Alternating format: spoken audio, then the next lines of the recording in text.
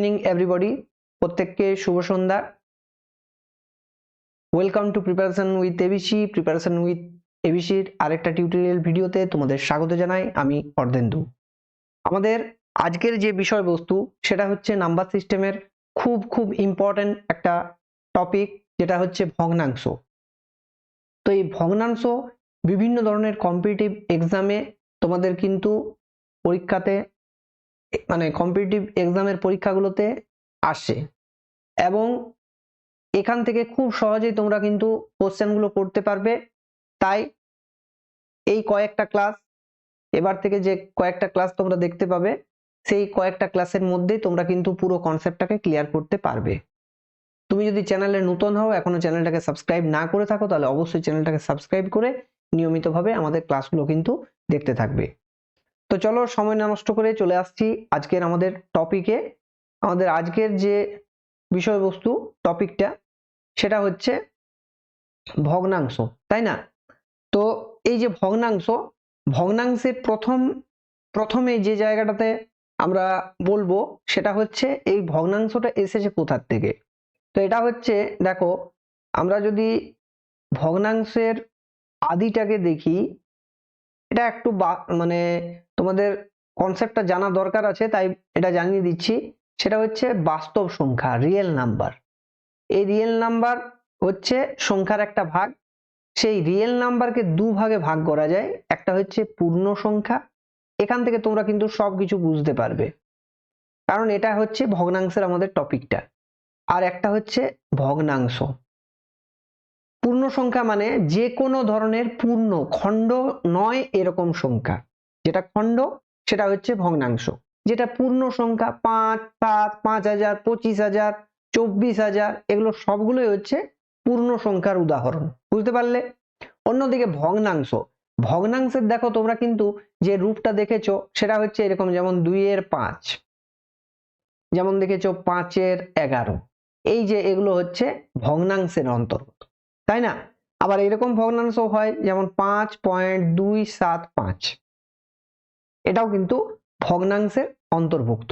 তো এই দুটো প্রকারের উপর নির্ভর করে এই ভগ্নাংশকে আমরা আবার দুটো ভাগে ভাগ করছি। একটা হচ্ছে সাধারণ ভগ্নাংশ, ঠিক আছে, আর একটা হচ্ছে সেকেন্ড টাইপটা, সেটা হচ্ছে দশমিক ভগ্নাংশ।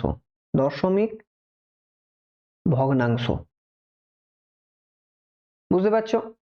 এখন দেখো, এই যে সাধারণ ভগ্নাংশের আমরা যে রূপ দেখতে পাই সেটা হচ্ছে এইরকম একটা কিন্তু দাড়ি থাকে, ঠিক আছে? তো সেখানে হয় প্রকৃত, এগুলো একটা একটা করে সব বুঝিয়ে দিচ্ছি। একটা হচ্ছে অপ্রকৃত, আর একটা হচ্ছে মিশ্র। এগুলা একেবারে ক্লাস 6-7 এর কনসেপ্ট। তাও তোমাদেরকে কম্পিটিটিভ এক্সামে যারা শুধুমাত্র এই ক্লাসটা দেখে কম্পিটিটিভ এক্সামের পরীক্ষার জন্য প্রস্তুতি নিচ্ছ, তাদের জন্য কিন্তু এটা কাজে লাগবে। তো এখানে এইটাকে আমরা তিনটে টাইপ করলাম, এটা দুটো টাইপে আমরা প্রথমে ভাগ করব। দুটো টাইপে কি কি? একটা হচ্ছে সসীম। আচ্ছা, এখানে তোমাদের বুঝতে যদি অসুবিধা হয়, এটা আমি এইভাবে করছি, ঠিক আছে? এটাকে দুভাগে ভাগ করছি। একটা হচ্ছে সসীম, আর একটা হচ্ছে অসীম। বাংলা নাম বুঝতেই পারছো। সসীম মানে যার সীমা আছে আর যার সীমা নেই, এটা একটা সসীম ভগ্নাংশ। কেননা এই দশমিকের পরে দেখো কতটা আছে, তিনটে ঘর, মাত্র তিনটে ঘর রয়েছে। 3টে, 5টা, 7টা, 20টা পর্যন্ত, এরকম বিভিন্ন সংখ্যায় যেগুলো তুমি গুনতে পারবে, সেরকম সংখ্যা পর্যন্ত সেগুলোকে বলা হচ্ছে সসীম ভগ্নাংশ। এবং এখানে দশমিক চিহ্ন থাকছে, এই জন্য দশমিক ভগ্নাংশ। ভগ্নাংশের সাধারণ রূপে এইটা, আর দশমিক রূপে আছে, দশমিক চিহ্ন আছে, তাই এটা হচ্ছে দশমিক ভগ্নাংশ। এর আবার দুটো ভাগ, একটা হচ্ছে অসীম, একটা হচ্ছে সসীম। তাহলে সসীমটা বোঝালাম তোমাদেরকে, যে দশমিকের পরে নির্দিষ্ট সংখ্যায় যখন সংখ্যা থাকে, যেমন দশমিকের পরে এখানে 3 ঘর, আমরা এটাকে ক ঘর আছে এইভাবে বলি, ঠিক আছে? এখানে 3 ঘর আছে, তাহলে এটা হচ্ছে একটা সসীম ভগ্নাংশের উদাহরণ।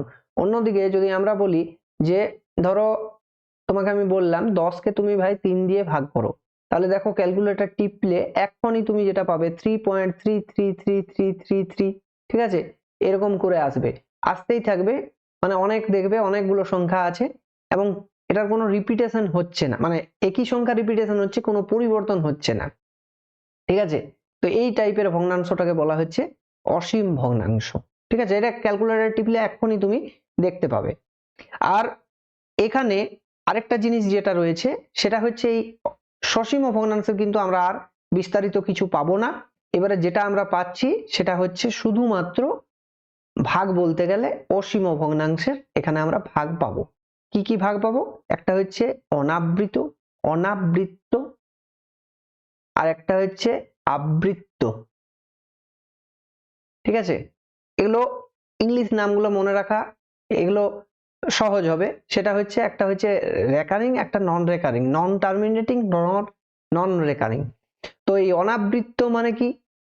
অনাবৃত্ত মানে এমন একটা সংখ্যা যেটার কোনো কিন্তু রিপিটেশন হয় না। এই যে দশমিকের পরে অসীম তো হবেই শিওর, এবং অসীম হলেও সেটা কিন্তু অনাবৃত্ত, মানে একই সংখ্যা বারবার, এটা যেমন আবৃত্ত হচ্ছে 3 3 3 3 বারবার আসছে, তাই এটাকে আমরা এমনি ভাবে লিখি 3.3 পৌনঃপুনিক।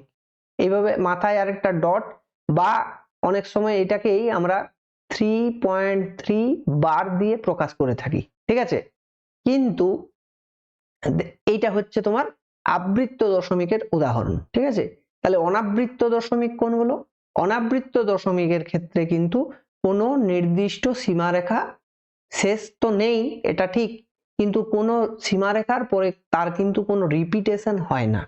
যেমন তুমি যদি এখনই পাইয়ের মান ইন্টারনেট থেকে দেখো, তাহলে দেখবে যে পাইয়ের কিন্তু কোনো, যেমন আমরা 3.14 এইটুকুটা মনে রেখেছি।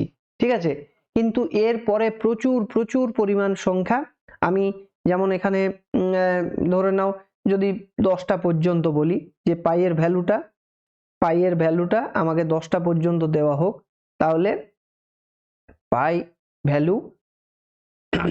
ভ্যালুটা আমি যদি জানতে চাই, তাহলে আমাকে এখানে যেমন 3.1415, ঠিক আছে, তারপরে হচ্ছে 9265359। দেখো এখানে কোনো জিনিস কিন্তু বারবার আসছে না, ঘুরে ফিরে আসছে ঠিকই সংখ্যাগুলো, কিন্তু কোনো কিন্তু কি বলবো, কোনো নিয়ম মেনে আসছে না, পরপর যে আসছে 6 5 3 5 9, হ্যাঁ, এবারে 9-এর পরে 2 আসার কথা, ঠিক আছে, কিন্তু এখানে হয়তো 2 আসছে না, এখানে 7 আসছে। তো এরকম ভাবে কিন্তু ব্যাপারটা এগোয়। ঠিক আছে, তো এই ধরনের সংখ্যাগুলো, এটা হচ্ছে, এটাকে বলা হয় যেগুলো অনাবৃত্ত অসীম ভগ্নাংশ, তাদেরকেই বলা হচ্ছে, সেই সংখ্যাগুলোকে বলা হচ্ছে, এটা তোমরা জানো হয়তো, অমূলদ সংখ্যা বলা হয়। অমূলদ সংখ্যার একটা বৈশিষ্ট্য কি না, এদেরকে পি বাই কিউ আকারে প্রকাশ করা যায় না, এবং Q naught is greater than 0 হওয়ার কথা, কিন্তু সেটা, সরি, গ্রেটার দেন 0 নয়, নট ইজ ইকুয়াল টু 0 হওয়ার কথা, সেটাও কিন্তু এখানে দেখা যায় না, আর কি হয় না, সম্ভব নয়। তো এখানে আমরা এই অনাবৃত্ত যে দশমিক ভগ্নাংশ, অসীম দশমিক ভগ্নাংশটা পাচ্ছি, এটাই কিন্তু হচ্ছে আমাদের অমূলদ সংখ্যা। এরকম সংখ্যা আরো কে রয়েছে, যেমন আছে রয়েছে, যেমন হচ্ছে √2, √3। ঠিক আছে, এই সংখ্যাগুলোর কিন্তু এগুলো অমূলদ সংখ্যা হচ্ছে, কিন্তু আমাদের এইটুকু উদাহরণের ভেতরে যেটা আমরা নিচ্ছি, সেটাতে শুধুমাত্র এটা অমূলদ শুধু নয়, এটা হচ্ছে অনাবৃত্ত অসীম দশমিক ভগ্নাংশ। বুঝতে পারলে? তাহলে তোমাদের মোটামুটি ভাবে এই ক্লাসটাতে আমরা পুরোটা ডিটেলসটা, একদম প্রাথমিক পরিচয়টা এখানে বুঝিয়ে দিলাম। এবারে আমরা ধাপে ধাপে এগিয়ে যাব প্রত্যেকটা, মানে একটা করে উদাহরণ দিয়ে। এবারে আমরা দেখো পড়লাম প্রকৃত ভগ্নাংশ। তাহলে প্রকৃত ভগ্নাংশ হচ্ছে আমাদের সাধারণ ভগ্নাংশের একটা রূপ।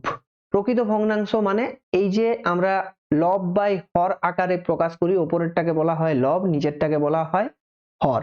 ঠিক আছে, তখন এটাকে আমরা বলবো প্রকৃত ভগ্নাংশ যদি এর লব সব সময় ছোট হয় হরের থেকে।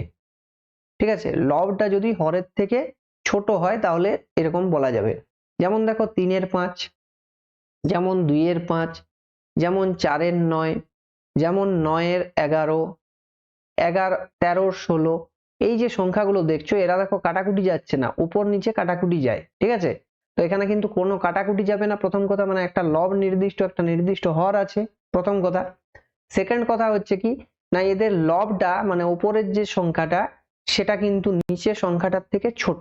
প্রত্যেকটা ক্ষেত্রে তুমি বিষয়টাকে অনুধাবন করো, বুঝতে পারবে প্রত্যেক ক্ষেত্রে কিন্তু এটা ম্যাচ করছে, তাই না? তাহলে এরা হচ্ছে প্রকৃত ভগ্নাংশ। এবারে সেকেন্ড টাইপ যেটা আসছে সেটা আমাদের হচ্ছে অপ্রকৃত ভগ্নাংশ। অপ্রকৃত ভগ্নাংশের উদাহরণ, অপ্রকৃত মানে জাস্ট এর উল্টোটা হওয়ার কথা, মানে হ্যাঁ উপরে থাকবে লব, নিচে থাকবে হর, এটা কিন্তু সব সময় উপরেরটাকে বলা হয় লব, নিচেরটাকে বলা হয় হর, কিন্তু এখানে লব যেটা থাকছে সেটা কিন্তু বড় হবে হরের তুলনায়। ক্লিয়ার? তার মানে কি এখানে 5-এর 3 হবে, এখানে 5-এর 2 হবে, একই রকম যদি আমরা উদাহরণটাকে দেখি এইরকম ভাবে আসবে, কিন্তু এখানে 17-র 13 হবে, ঠিক আছে না? নিচের গুলো দেখো কম কম আছে, তাই না? এরপরে নেক্সট টাইপ হচ্ছে আমাদের মিশ্র ভগ্নাংশ। মিশ্র ভগ্নাংশ, তাহলে মিশ্র ভগ্নাংশ কি? মিশ্র ভগ্নাংশ মানে হচ্ছে, মিশ্র কথাটা কোথা থেকে এসছে না, একটা হচ্ছে পূর্ণ সংখ্যা, একটা পূর্ণ সংখ্যা তার সাথে যদি একটা প্রকৃত ভগ্নাংশ আমরা যোগ করে দিই, তাহলে যেটা পাবো সেটা হচ্ছে মিশ্র ভগ্নাংশ। মিশ্র ভগ্নাংশ, এই মিশ্র ভগ্নাংশটাকে অ্যাকচুয়ালি কিন্তু আমরা কনভার্ট করতে পারি, কনভার্ট করে আনতে পারি অপ্রকৃত ভগ্নাংশে। অপ্রকৃত ভগ্নাংশে, ঠিক? তাহলে কিভাবে কি হচ্ছে দেখো, যেমন হচ্ছে একটা পূর্ণ সংখ্যা ধরে নাও 2, তার সাথে আমি যোগ করলাম 1-এর সাথে একটা প্রকৃত ভগ্নাংশ, তাহলে মিশ্র ভগ্নাংশটা হবে 2 পূর্ণ 1-এর সাথে। কিভাবে না, এটাকে জাস্ট এই চিহ্নটার জায়গায় এটাকে সরিয়ে দিয়ে এখানে সেট করে দিলাম, দেখো চেহারাটা একই রকমের না? এবারে যদি এটাকে আমরা অপ্রকৃত ভগ্নাংশে চেঞ্জ করি তাহলে কি হবে, এই দুটোতে গুণ করে এটা যোগ, মানে 7 দুগুণে 14 আর 1-এ 15, 7, এই হচ্ছে আমাদের অপ্রকৃত ভগ্নাংশ। ঠিক আছে, এটা হচ্ছে আমাদের অপ্রকৃত ভগ্নাংশ, এইটা হচ্ছে আমাদের মিশ্র ভগ্নাংশের রূপ, আর এইটা হচ্ছে আমাদের এই যে পূর্ণ সংখ্যা 2, আর এই হচ্ছে আমাদের প্রকৃত ভগ্নাংশ 1-এর 7। ঠিক আছে, আশা করি বুঝতে পারলে পুরো ব্যাপারটা। তাহলে তুমি বলো যে এটা যদি আমরা 3 পূর্ণ 1-এর 7 পাই, তাহলে পূর্ণ সংখ্যা আকারে আমরা প্রকাশ করলে কি পাবো, 3 পূর্ণ মানে 3 প্লাস 1-এর 7, তাই না? তাহলে কয়েকটা আমি তোমাদেরকে বলি এরকম ভাবে, 2 পূর্ণ 1-এর 9, 4 পূর্ণ 1-এর 7, 8 পূর্ণ 3-এর 5, এগুলো তোমাদেরকে যদি বলা হয় তাহলে দেখো তোমরা সরাসরি ধরো আমি এটাকে বললাম মিশ্র ভগ্নাংশে পরিণত করতে, মানে মিশ্র ভগ্নাংশে দেওয়া আছে এটাকে অপ্রকৃত ভগ্নাংশে পরিণত করতে, তাহলে অপ্রকৃত এটা হচ্ছে মিশ্র ভগ্নাংশে দেওয়া আছে মিশ্র, আর এটা তোমাকে করতে হবে অপ্রকৃত। অপ্রকৃত, তাহলে কত কত আসবে, এটা আসবে 9 দুগুণে 18 আর 1-এ 9 দুগুণে 18 আর 1-এ 19-এর 9, তারপরেরটা কত আসবে 28 29-এর 7, কিভাবে 4 7 28 আর উপরেরটা যোগ হবে 29, ঠিক আছে, 5 8 40 আর 3-এ যোগ করে 43-এর 5, এইভাবে আমরা অপ্রকৃত ভগ্নাংশটা পেয়ে যাচ্ছি, তাই না? তাহলে এগুলো কিন্তু তোমাদের কোশ্চেনে আসবে না, বেসিক কনসেপ্ট গুলো তোমাদেরকে জানাচ্ছি, শেখাচ্ছি, যাতে তোমরা অন্ততপক্ষে এই ক্লাসটা দেখে নিয়েই তোমরা সমস্ত রকমের কনসেপ্ট গুলোকে বুঝতে পারো। অন্য কিছু বই পড়া বা সময় কিছু যদি না থাকে, জাস্ট ক্লাসটা দেখবে, অনেকগুলো জিনিস তোমাদের কিন্তু ক্লিয়ার হয়ে যাবে। ঠিক আছে, এবারে চলে আসছি আমাদের পরের দিকটাতে, সেটা হচ্ছে দেখো অনেক সময় বলা থাকলো ধরে নাও অপ্রকৃত ভগ্নাংশটা দেওয়া থাকলো, অপ্রকৃত ভগ্নাংশটা দেওয়া থাকলো, ঠিক আছে, সেই অপ্রকৃত ভগ্নাংশটা থেকে মিশ্র ভগ্নাংশে তোমাকে পরিণত করতে বলা হলো, তাহলে কি করবে, যেমন দেওয়া আছে 17-র 7, ঠিক আছে, তাহলে কি করবে, ভাগ করবে, ভাগ করে মানে 7-কে দিয়ে 17কে ভাগ করছো, তাহলে পূর্ণ সংখ্যা খাওয়া 7 2 হচ্ছে 14, অবশিষ্ট থাকছে 3। তাহলে এখানে লিখতে হবে 2 প্লাস 3 7। এটা হচ্ছে পূর্ণ সংখ্যা, এটা হচ্ছে প্রকৃত তোমার ভগ্নাংশ। তাহলে এটা লিখতে হবে 2 পূর্ণ 3 7। আগেই বললাম এই চিহ্নটাকে জাস্ট কেটে দিলেই কিন্তু ভগ্নাংশ যেটা পাবে সেটাই হচ্ছে মিশ্র ভগ্নাংশ। বুঝতে পারলে? তাহলে তুমি বলো এটা আমরা যদি পাই 19 3 কত আসবে? ঠিক আছে, তাহলে 6, দেখো এখানে 6 3 হচ্ছে 18, তাহলে 1 3। ঠিক, তাহলে এরকম কয়েকটা তুমি দেখে নাও। যেমন হচ্ছে তোমাকে বললাম 57 7, যেমন বললাম 65 9, যেমন বললাম 27 4। কিভাবে করবে? তাহলে মুখে মুখে করতে হবে তোমার। ঠিক আছে, 7 8 দেখো 56 হয়, মানে কাছাকাছি যাব, 7 8 56, তাহলে 8। ঠিক আছে, 8 পূর্ণ হলো, 7 8 56, 1 অবশিষ্ট থাকছে 1 7। এবারে দেখো 9 দিয়ে 7 9 হচ্ছে 63, মানে 7 পূর্ণ 2 9। বুঝলে? একই রকম ভাবে দেখো 4 দিয়ে যখন 4 6 24 হয়, তাহলে 6 গেলাম 4 6 হচ্ছে 24, 3 অবশিষ্ট থাকছে 3 4।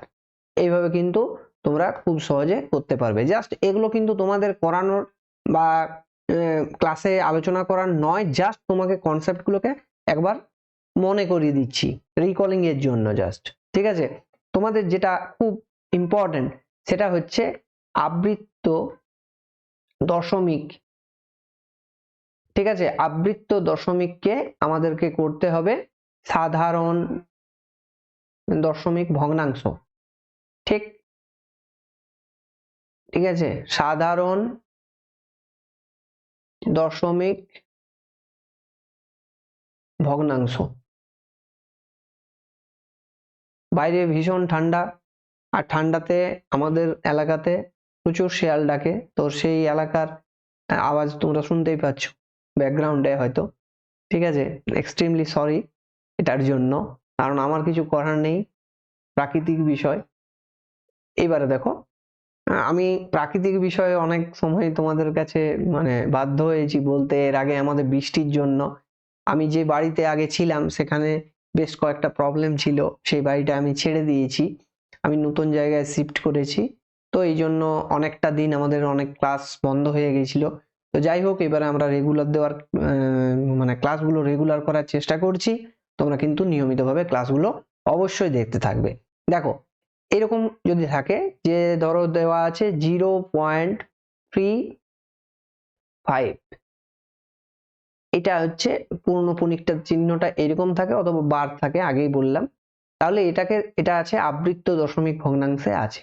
ঠিক আছে, সেটাকে তুমি যখন করবে তখন কি করবে? আগে দাঁড়িয়ে দিলে দশমিকের পরে কটা ঘর আছে সেটা দেখে নাও, দুটো রয়েছে।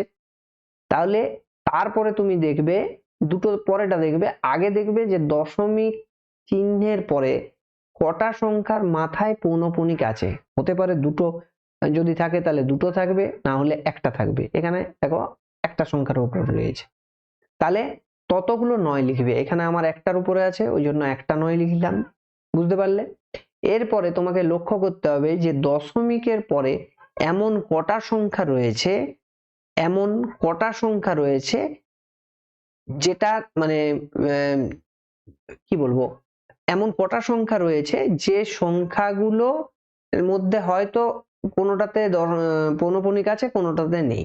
তো মানে অ্যাকচুয়ালি বলতে গেলে দশমিকের পরে মোট কটা সংখ্যা রয়েছে সেটা দেখে নেবে। তাহলে সেটাতে দেখতে পাচ্ছি আমরা দুটো সংখ্যা রয়েছে। এইবারে তোমাকে যেটা দেখতে হবে যে এমন কটা সংখ্যা রয়েছে যার উপরে নেই, না একটা সংখ্যা রয়েছে যার উপরে নেই, তার জন্য শূন্য বসাবে। ঠিক আছে, কিন্তু দুটো যেহেতু রয়েছে, দশমিকের পরের সংখ্যা দুটো রয়েছে, তাহলে কিন্তু এই তলাটা কিন্তু দুটো হতে হবে। যদি তোমার পৌনঃপুনিক থাকে তাহলে 9 বসাবে ততগুলো, আর যদি তোমার পৌনঃপুনিক না থাকে তাহলে ততগুলো 0 বসাবে। কিন্তু যেমন দুটো আছে দুটো হতে হবে। বুঝতে পারলে কথাটা? আশা করি। এরপরে দশমিক পৌনঃপুনিক সব কিছু ভুলে যাও, যা উপরে লেখা আছে সেটা লিখে দাও, যেমন হচ্ছে 35। ওকে, এরপরে সব ভুলে গেছি আমি, উপরে শুধু 35 দেখতে পাচ্ছি। এবার একটা মাইনাস চিহ্ন দাও। মাইনাস চিহ্ন দেওয়ার পর দশমিকের আগে এবং পরে যে সংখ্যাগুলো আছে সেগুলো ঝটপট লিখে ফেল, যেটাতে পুনঃপুনিক দেওয়া নেই। কথাটা বুঝতে পারলে? আরেকবার বলছি, 35 লেখাটা পর্যন্ত বুঝেছো যে ওপরে আমরা শুধুমাত্র দশমিক এবং পৌনঃপুনিক বাদ দিয়ে যে সংখ্যা রয়েছে, মানে অ্যাকচুয়ালি 035 হতো, কিন্তু 35 জানো ওটা জিরোর কোনো ভ্যালু থাকে না, তাহলে 35 সংখ্যাটাকে আগে উপরে লিখলে, লেখা হলো। এরপর যেটা করবে সেটা হচ্ছে একটা মাইনাস চিহ্ন দেবে। দেখো দিয়েছি মাইনাস চিহ্ন।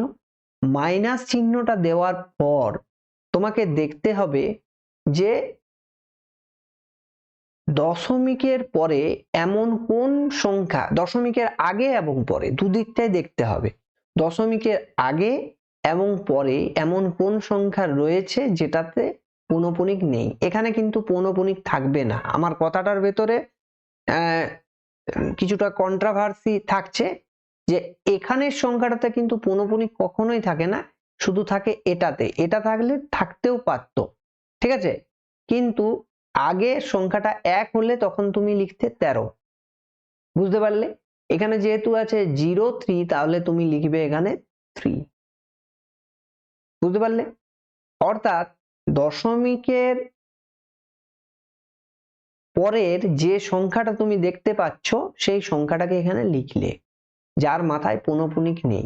আর এর তো পৌনঃপুনিক দশমিকের আগের সংখ্যার কখনো পৌনঃপুনিক থাকবে না, তাহলে এটা কিন্তু 03 লেখার দরকার নেই, তুমি ডাইরেক্ট 3 লিখবে। বুঝতে পারলে? এবারে তাহলে বিয়োগটা করে দাও ঝটপট। বিয়োগ করলে 32/90, যদি কাটাকুটি যায় তাহলে কাটাকুটি করে দাও, 16/45 আসছে। দেখো, এটাই হবে কিন্তু তোমার সাধারণ ভগ্নাংশে প্রকাশ। বুঝতে পারলে? আরেকটা উদাহরণ দিচ্ছি, বিষয়টা আরো ক্লিয়ার হয়ে যাবে। যেমন ধরো 0.409, ওকে, এখানে পূর্ণপুনিক আছে, এখানেও পূর্ণপুনিক আছে, দুটোতেই পূর্ণপুনিক আছে, অথবা পুরোটাতে বাদ থাকবে। তাহলে কি করবে? নিচে একটা দাড়ি দিলে, বললাম প্রথমে দশমিকের পর যতগুলো ঘর সেটা তোমাকে লক্ষ্য রাখতে হবে। এবার পৌনঃপুনিক মাঝেরটা নেই মানে কিন্তু এটা ইনক্লুড আছে, তার মানে 3টে ঘরেই আছে, তার মানে 999। বুঝলে? ক্লিয়ার? তাহলে এইটাই যদি থাকতো তাহলে এই দুটোতে থাকতো, ঠিক আছে, এইখানে আছে মানে 3টেতেই আছে। এবারে দেখো দশমিকের পরে 3টে ঘরে থাকার কথা, হ্যাঁ 3টে ঘরেই কিন্তু 9 লিখে দিয়েছি, 9 অথবা 0 দিয়ে আমাকে এটা ফিল আপ করতে হবে। এবারে দশমিক, তারপরে তোমার পৌনঃপুনিক সবকিছু ভুলে ওপরের সংখ্যাটাকে লেখো 409। এবারে এমন কি কোনো সংখ্যা রয়েছে যা কিনা, যার মাথায় পৌনঃপুনিক নেই? হ্যাঁ আছে, 0 আছে, সেটা লেখার দরকার নেই এই ক্ষেত্রে। এখানে 1 থাকলে 1টা লিখতে, কিন্তু এখানে 0 লেখার দরকার নেই, তাও আমি লিখে দিচ্ছি তোমাদের কনফিউজ যাতে না হোক। তাহলে উপরে আসবে 409, নিচে আসবে 999। বুঝতে পারলে? ক্লিয়ার? তাহলে আরেকটা উদাহরণ দিচ্ছি তোমাদেরকে। উদাহরণটা হচ্ছে যেমন 2.375, এইটার ক্ষেত্রে দুটোতে দেখো পৌনঃপুনিক রয়েছে। তাহলে কি করবে? আমি কি বললাম, প্রথমে একটা দাড়ি দেবে, সিম্পল। এবারে দশমিকের পরে যতগুলো ঘর ততগুলো কিন্তু 9 0 মিলে থাকবে। এবার লক্ষ্য করো কতগুলোর মাথায় পৌনঃপুনিক রয়েছে, দুটোর মাথায়, তার মানে দুটো হলো 9, আর 3টে তোমাকে করতে হবে টোটালটা, যেহেতু 3টে আছে, 1টা 2টো 3টে, তাহলে তোমাকে আরেকটা 0 বসাতে হবে, তার মানে 990 হলো। এবারে উপরে কি আছে? দশমিক আর পৌনঃপুনিক ভুলে গিয়ে পুরো নাম্বারটাকে লেখো, তাহলে 2 3 7 5, তাই তো? এরপরে যে সংখ্যাটা মাথায় পৌনঃপুনিক নেই সেই সংখ্যাটাকে বিয়োগ করো দশমিক বাদ দিয়ে, তাহলে 23 বাদ যাবে। ঠিক আছে, তাহলে এখান থেকে কত আসছে ক্যালকুলেশন করো। এটা আসবে 2, এটা আসবে 5, ওকে, এইটা 7 হচ্ছে, মানে এটা 3, এটা আসবে 2, এখানে 990। দেখো এখানে কাটাকুটি যাবে, সেই কাটাকুটিটা অবশ্যই কিন্তু করে নেবে। কাটাকুটি করলে কত আসবে বলো? উপরে 990 রয়েছে, আমি একটু ক্যালকুলেট করে নিচ্ছি ক্যালকুলেটরে আমার। এটাতে কত কত আসবে,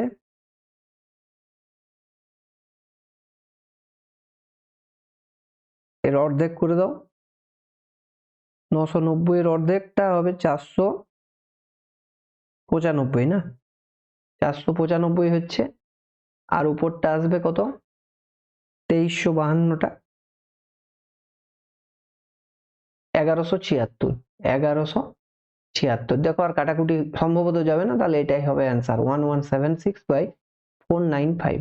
ঠিক আছে, এবারে তোমাকে এইটা দেখবে অনেক জায়গায় কিন্তু এরকমও নিয়ম দেখানো হয়, এটাকে এইভাবেও করে। যেমন হচ্ছে ধরো উপরে নিচেরটা এরকম ভাবে নিয়ম 990, এইটাকে কিন্তু আচ্ছা এইটাকে প্রথম স্টেপে ভাগ করে দেয়, প্রথমে 2 প্লাস 0.375 এইভাবে করে।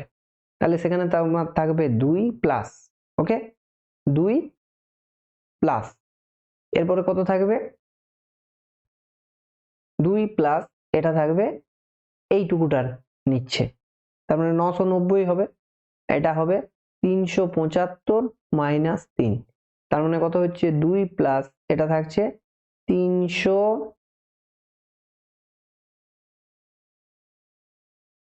300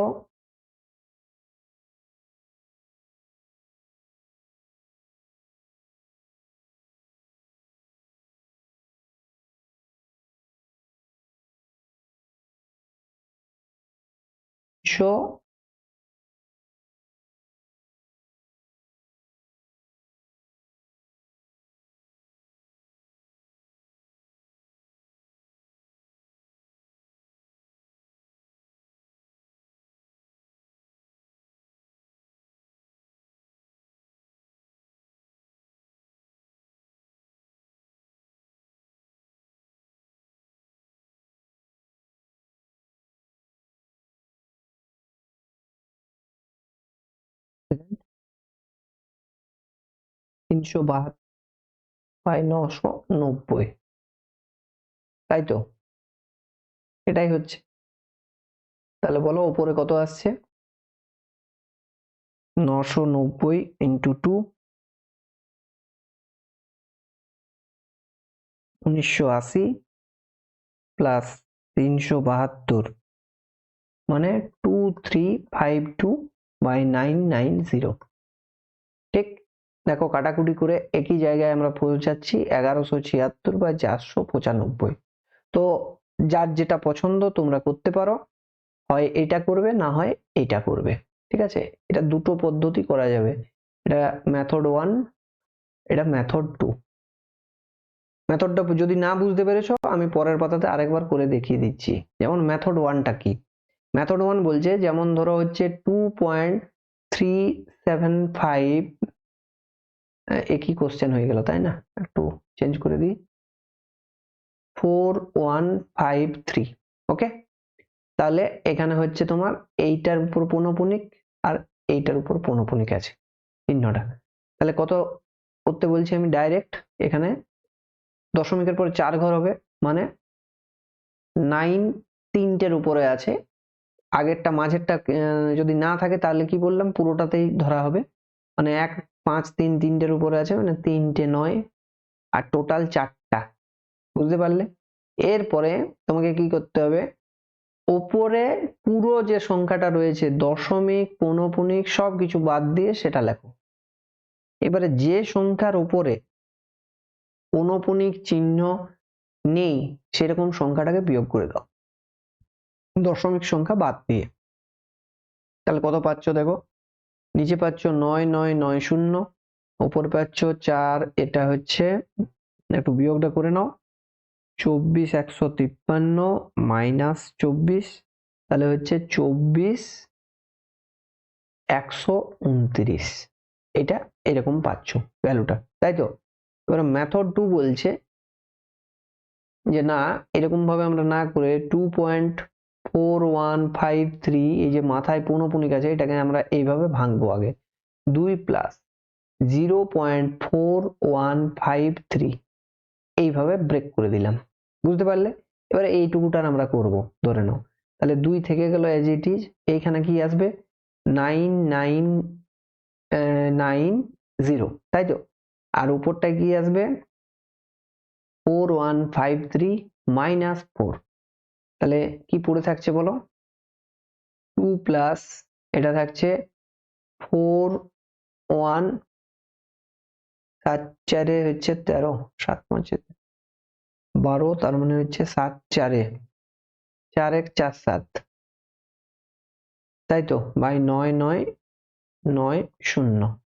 আচ্ছা, এইটাকে তুমি যখন ক্যালকুলেট করবে 99990 ইন্টু 2, তার মানে 19,980 প্লাস 4147, ঠিক আছে? আচ্ছা,